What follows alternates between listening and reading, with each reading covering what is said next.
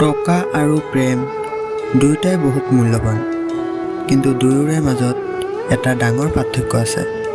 টকাৰ বাবে ভাল মানুহ বেয়া হয় আৰু প্ৰেমৰ বাবে বেয়া মানুহ ভাল হয়। এই জীৱন অস্থায়ী, কিন্তু মানুহ এজন চিৰস্থায়ী হয় তেওঁৰ সুন্দৰ ব্যৱহাৰৰ বাবে, যাৰ বাবে মৃত্যুৰ পিছতো তেওঁ সকাৰে স্মৃতি ৰৈ যায়। সাপৰ দৰে ভুলৰো সৰু বৰ নাই।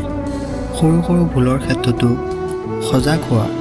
মনত ৰাখিবা, এটি শুদ্ধ ফুটাই এখন বিশাল জাহাজকো ডুবাই দিয়ে। যেতিয়ালৈকে মানুহ অসৎ হৈ থাকে তেতিয়ালৈকে কোনো শত্ৰু নাথাকে, কিন্তু যেতিয়াই সৎ হয় শত্ৰুৰ নিজে নিজে সৃষ্টি হয়। নিৰাশ হ'লে কাকো দুখ নিদিব, কাৰণ ভুলটো তোমাৰ নিজৰে আছিল।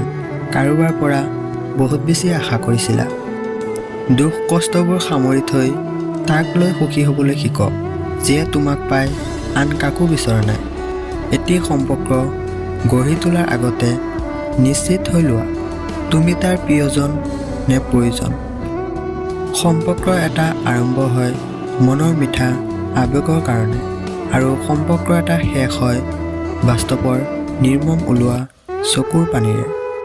নিজে অৱহেলিত হোৱাৰ বাবে দুখ কৰাতকৈ নিজক অৱহেলিত হোৱাৰ পৰা ৰক্ষা কৰিবলৈ শিকা উচিত।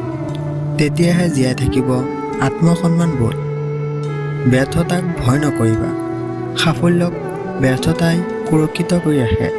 যিমানেই ব্যৰ্থ হ'বা সিমানেই চেষ্টা নেৰিবা, তেতিয়াহে এদিন সাফল্য হ'ব পাৰিবা। জীৱনত সুখ দিয়া মানুহবোৰ বেছিভাগেই আপোন নহয়, কিন্তু কষ্ট অৱহেলা সাধাৰণতে আপোন মানুহবোৰেই দিয়ে।